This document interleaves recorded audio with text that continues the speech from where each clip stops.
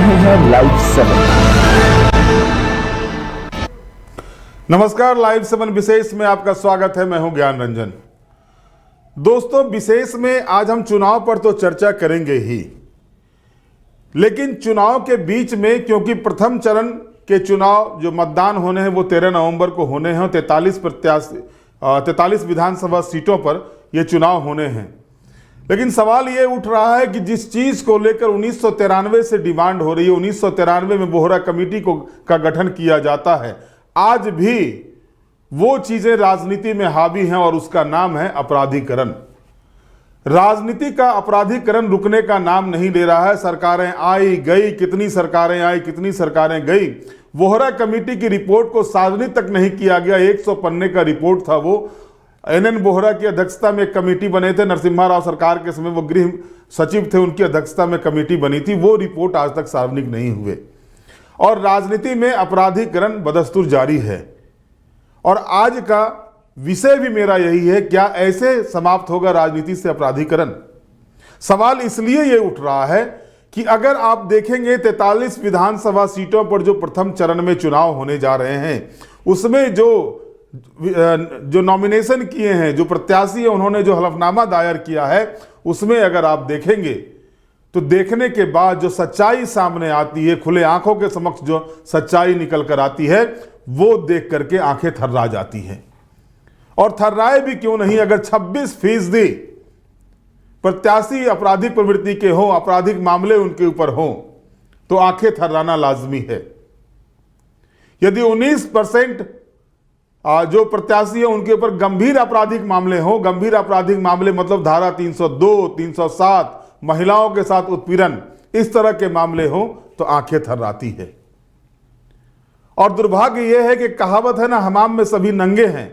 सुचिता की बात करने वाले, चाहे जो जितने भी ये बातें करें कि हमारी पार्टी ऐसी है, हमारी पार्टी वैसी है, हमारी पार्टी में अपराधियों के लिए कोई जगह नहीं है, कोई भी ऐसी राजनीतिक पार्टी नहीं है जो इस चुनाव में मैदान में है, उन्होंने अपराधी प्रवृत्ति के लोगों को या आपराधिक मामले जिसके ऊपर है उनको टिकट नहीं दिया है।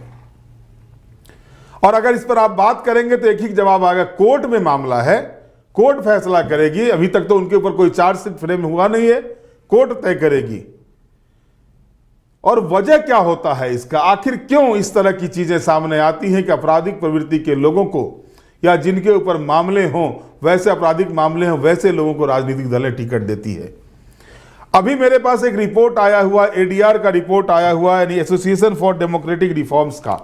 उस रिपोर्ट को मैं देख रहा था और उस रिपोर्ट में जिस तरह से झारखंड में जो 43 सीटों पर प्रथम चरण में चुनाव होने हैं, उसको लेकर के जो रिपोर्ट प्रकाशित किया गया है, 683 चुनाव लड़ने वाले उम्मीदवारों में से 682 के शपथ पत्रों का विश्लेषण किया गया है इसमें।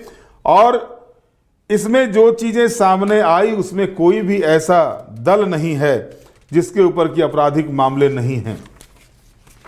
अब उम्मीदवारों द्वारा घोषित आपराधिक मामले का ही अगर हम जिक्र करते हैं, पहले तो आपको हम ये बता दें गंभीर आपराधिक मामले के लिए मापदंड क्या रखा गया है कि 5 साल या उससे अधिक सजा वाले अपराध, गैर जमानती अपराध, चुनाव से संबंधित अपराध, सरकारी खजाने को नुकसान पहुंचाने से संबंधित अपराध, हमला, हत्या, अपहरण, बलात्कार से संबंधित अपराध, लोक प्रतिनिधित्व अधिनियम में उल्लिखित अपराध धारा 8 का अधिकार, भ्रष्टाचार निरोधक अधिनियम कानून के तहत अपराध, महिलाओं और बच्चों के ऊपर अत्याचार से संबंधित अपराध।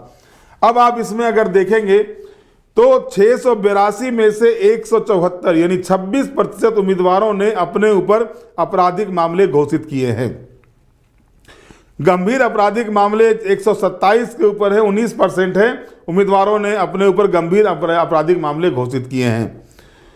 अगर आप देखेंगे आपराधिक मामलों में दलवार अगर देखेंगे, पार्टी वाइज अगर देखेंगे आप, बीजेपी के 36 में से 20 उम्मीदवार पर आपराधिक मामले यानी 56%। कांग्रेस पार्टी के 17 में से 11 उम्मीदवार पर आपराधिक मामले हैं यानी 65%।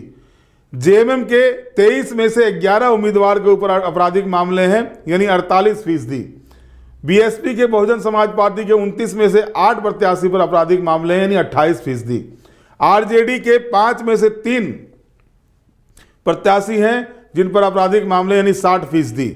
और जदयू के 100% हैं, 2 प्रत्याशी दोनों पर ही आपराधिक मामले हैं। अगर गंभीर आपराधिक मामले की आप बात करते हैं तो उसमें बीजेपी के 36 में से 15 यानी 42%, कांग्रेस के 17 में से 8 यानी 47%, जेएमएम के 23 में से 7 यानी 30%, बीएसपी के 29 में से 6 यानी 21%, आरजेडी के 5 में से 3 यानी 30%, 60%, और जदयू के 2 में से दोनों ही यानी 100%। ये मामले हैं, आपराधिक मामले जो हैं सो हैं। महिलाओं के ऊपर अत्याचार से संबंधित मामले घोषित करने वाले उम्मीदवार 11 हैं, यानी 11 उम्मीदवारों ने महिलाओं के ऊपर अत्याचार संबंधित मामले को अपने हलफनामा में दायर किया है। 4 उम्मीदवारों ने अपने ऊपर हत्या यानी आईपीसी 302 से संबंधित मामले घोषित किए हैं। उसके बाद 40 उम्मीदवारों ने अपने ऊपर हत्या का प्रयास यानी आईपीसी की धारा 307 और बीएनएस संबंधित मामले घोषित किए। ये स्थिति है, ये मतलब एक दल का नहीं है। अगर एक दल की बात होती तो समझ में आता। दोस्तों, मैं आपको बता रहा हूं कि किस किस तरह की टिप्पणी आई हुई है। सुप्रीम कोर्ट को माना जाता है कि सुप्रीम कोर्ट यहां तक कहती है कि जो आपराधिक प्रवृत्ति के लोग आकर के कानून बनाएंगे और उसी कानून को हमको फॉलो करवाना है, उसी कानून के दायरे में रहकर हमको काम करवाना है, कोर्ट को काम करवाना है, डिसीजन देना है कोर्ट को, तो ऐसे में वो कानून कैसे अच्छा हो सकता है और जनता की उम्मीद पर ये कैसे खड़े उतरेंगे। इतना ही नहीं, सुप्रीम कोर्ट ने 26 सितंबर 2028 को चीफ जस्टिस दीपक मिश्रा ने की पीठ ने राजनीति के अपराधीकरण को लोकतंत्र के महल में दीपक करार दिया था। यह स्टेटमेंट था उनका, दीपक मिश्रा जी का, जो सर्वोच्च न्यायालय के चीफ जस्टिस थे। 10 अगस्त 2023 को सर्वोच्च न्यायालय ने यह कहा था कि राजनीति में अपराधीकरण को लेकर के देश अभी और इंतजार कर रहा है और धैर्य खो रहा है। देश इंतजार भी कर रहा है और देश धैर्य भी खो रहा है। यह स्थिति है। सवाल ये भी उठ रहे हैं कि सरकारें कमेटी बनाती है, कमेटी बनाने के बाद उस रिपोर्ट को लागू नहीं किया जाता, उस रिपोर्ट को सामने नहीं लाया जाता है।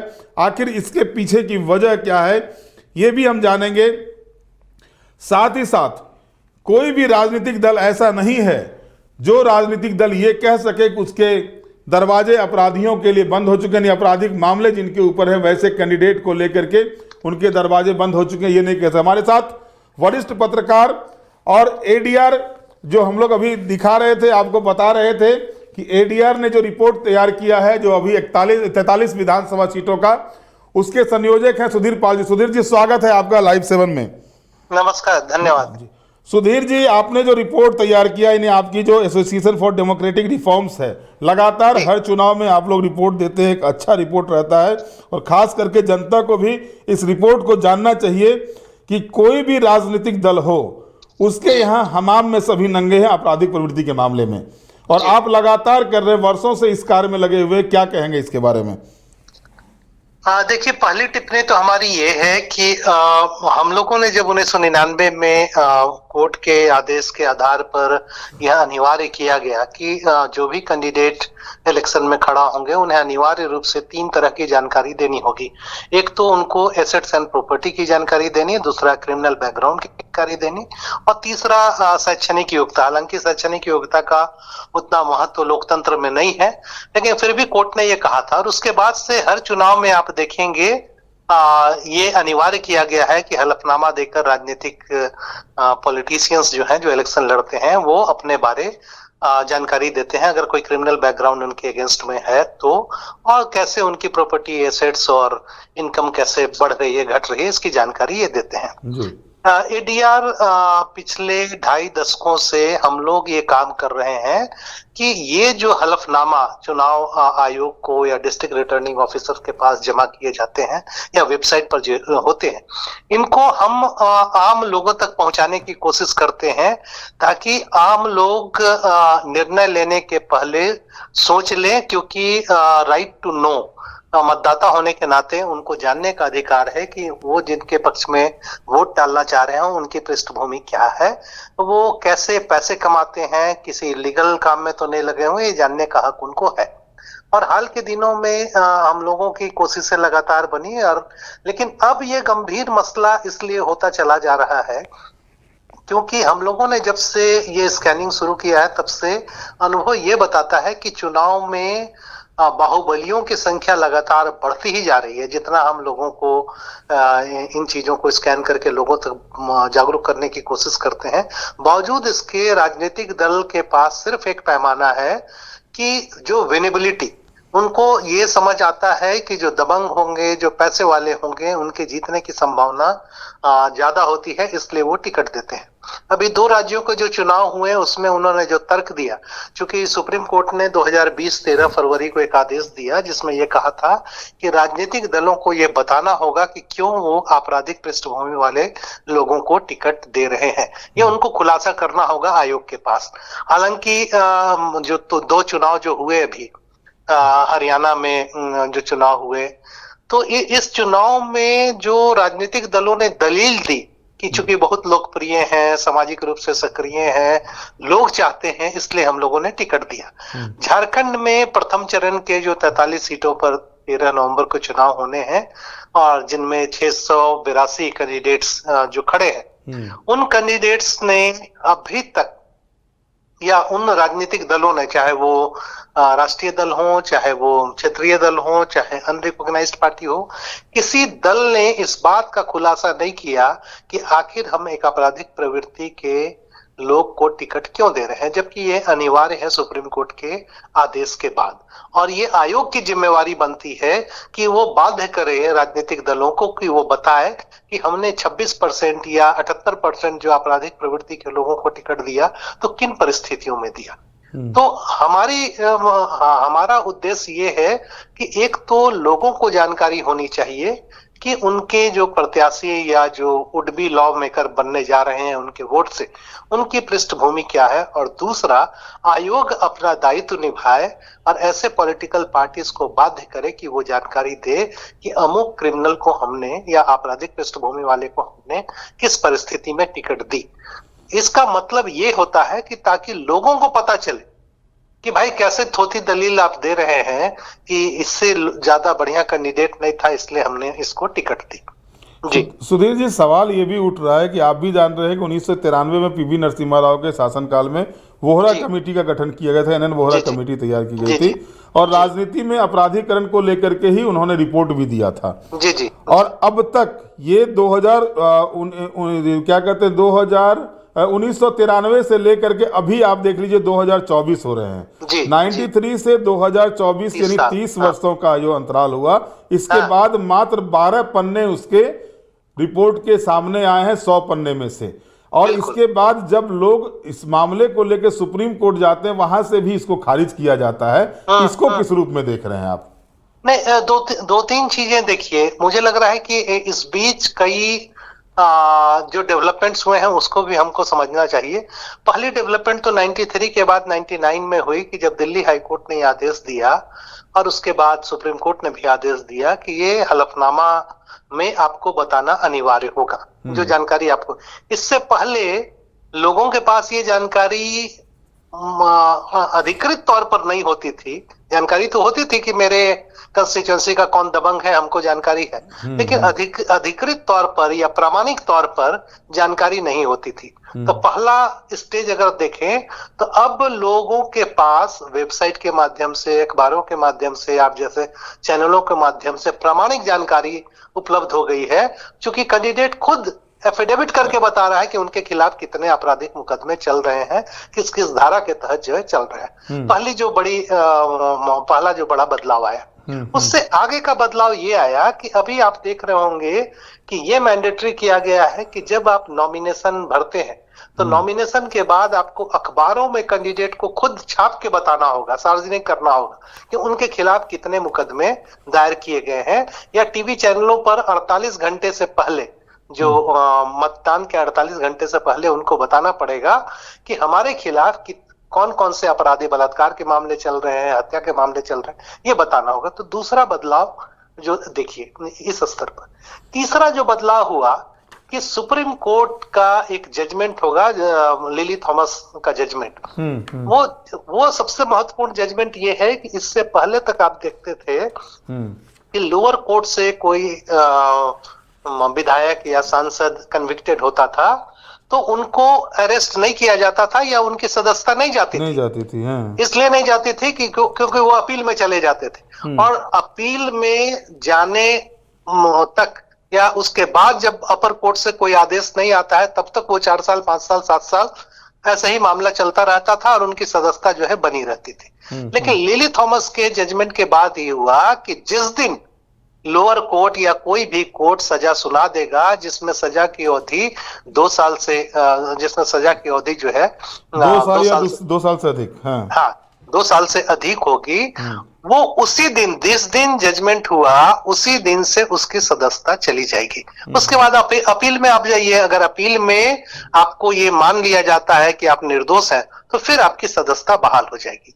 तो आप देखिए कि इस जजमेंट के बाद लालू प्रसाद से लेके कितने बड़े बड़े नेता सबको सदस्यता जो है त्यागनी पड़ी। आपके बंधु तिर्की को ले लीजिए, लालू प्रसाद को ले लीजिए, बहुत सारे तीसरा बदलाव तो ये हुआ, मैं इसको इस ढंग से देखता हूं। चौथा बदलाव 2020 का जो जजमेंट है सुप्रीम कोर्ट का, और उसके बाद आयोग ने उसके आधार पर जो निर्देश दिया, अब ये सुप्रीम कोर्ट का जजमेंट कहता है कि पॉलिटिकल पार्टीज को जानकारी देनी होगी कि क्यों हम आपराधिक किस्म के लोग को टिकट दे रहे हैं। तो ये अब चक्कर क्या है कि ये जिनकी बात हम कर रहे हैं ये सारे लॉ मेकर्स हैं, यही अंततः कानून बनाते हैं, है ना।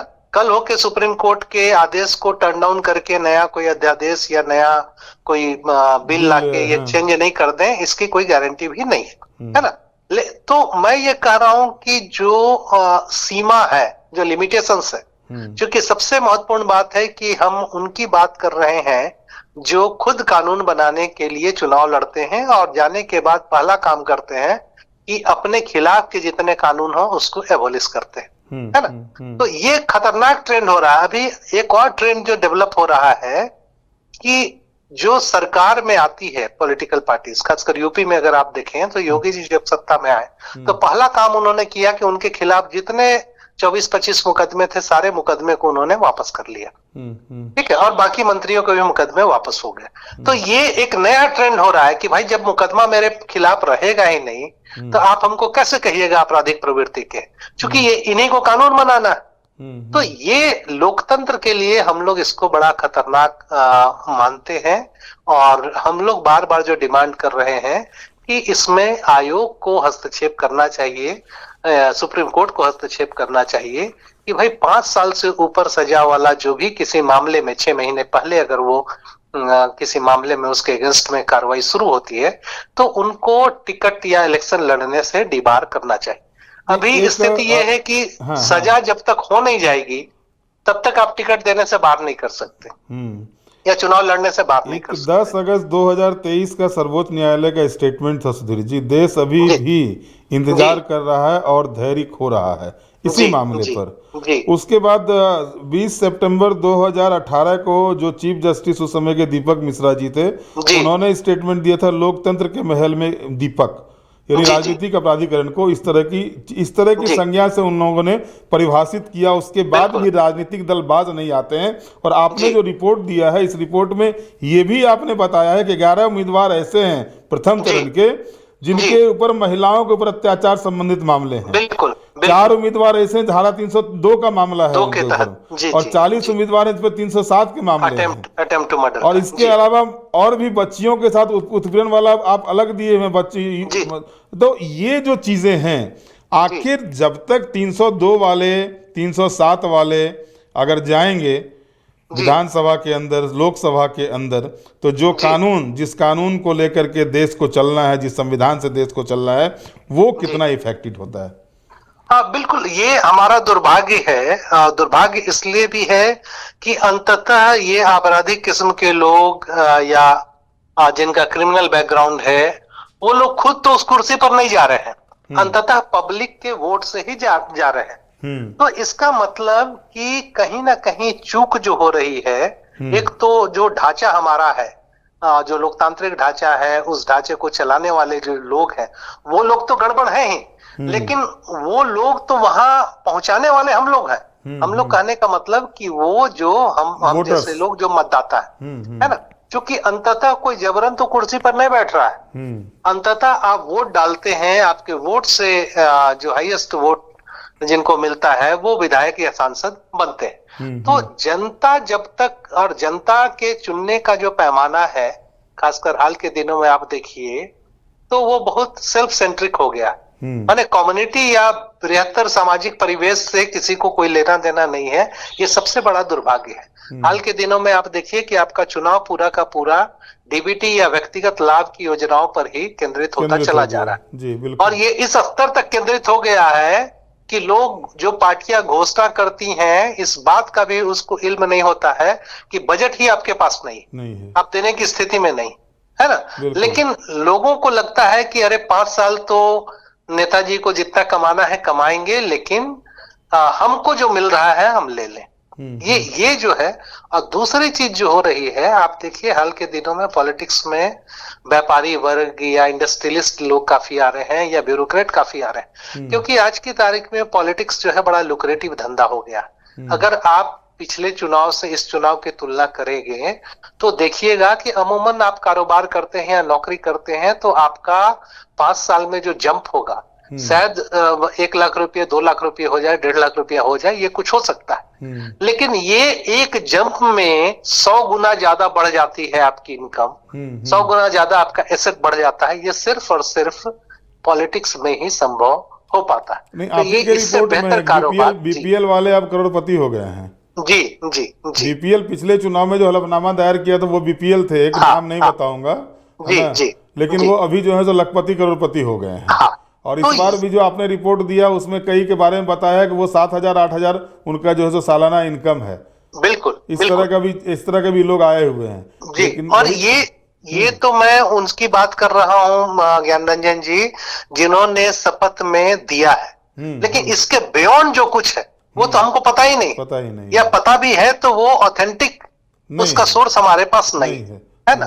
तो हमारा ये कहना है कि जब इस ढंग के लोग या इस ढंग की पूरी व्यवस्था बनेगी तो ये उम्मीद करना बेमानी होगा कि जिस विकास की बात हम रात दिन करते रह रहे हैं, या जिस अंतिम आदमी की बात रात दिन हम करते रहे हैं, उस अंतिम आदमी के लिए तो आप कुछ भी नहीं कर पाएंगे, क्योंकि ये आपके लिए एक विशुद्ध कारोबार है ना। तो जब कारोबार हो जाए, लोकतंत्र कारोबारियों से चलने लगे और नफा नुकसान से चलने लगे, तो फिर मुझे लग रहा है कि ये हमारा दुर्भाग्य है, इस समय का दुर्भाग्य है। बहुत बहुत धन्यवाद सुधीर जी हमारे साथ जुड़ने के लिए। धन्यवाद। फिर आपको आवश्यकता होगी तो मैं आपको कॉल करूंगा सुधीर जी। धन्यवाद सुधीर जी।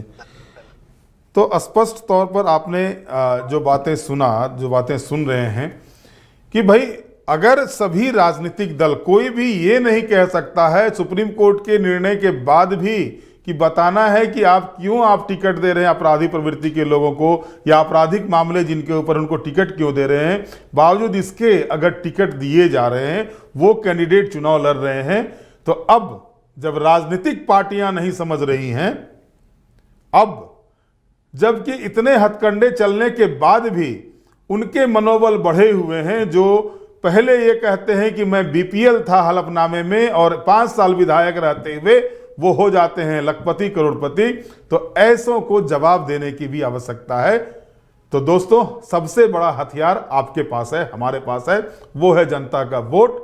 वोट का ऐसा चोट करें कि कम से कम हमारा लोकतंत्र, जो विश्व का सबसे बड़ा लोकतंत्र है, लोकतांत्रिक देश है, जो विश्व का सबसे बड़ा लिखित संविधान जो हमारा है, इसके साथ चाहे वो किसी भी रूप में किसी भी दल के हों, वो किसी भी दल के हों, कैंडिडेट हों, पता करें और उसके खिलाफ मुहिम चलाएं। अभी समय आपके पास है, कुछ नहीं करना है, वोट का चोट मारिए और ऐसे लोगों को राजनीति से दूर हटाइए, ताकि हमारा जो राजनीति है वो स्वच्छ हो सके। हमारे जनप्रतिनिधि जाएं तो हमारे लिए सही मायने में ऐसा कानून लाएं, जो कानून हमारे देश की रक्षा करे, हमारे अपनों की रक्षा करे, जो हाशिए पर जीवन जी रहे हैं, जो आज तक गरीबी रेखा से नीचे जीवन जी रहे हैं, उनके जीवन स्तर को कैसे उठाया जाए, इसकी चिंता करने वाले लोग हों, ना कि 1000, 2100, 2500 दे करके वोट के समय में इस तरह के वायदे करने वाले हों।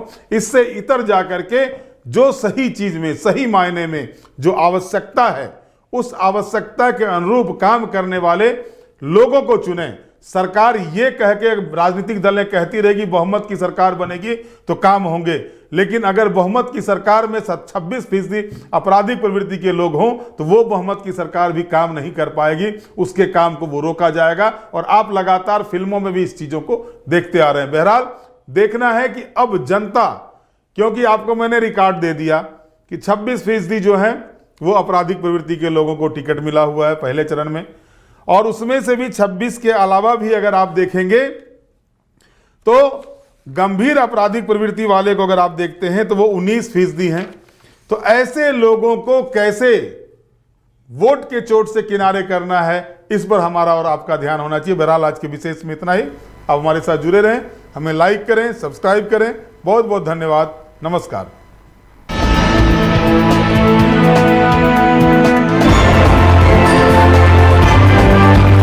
आप देख रहे हैं लाइव 7।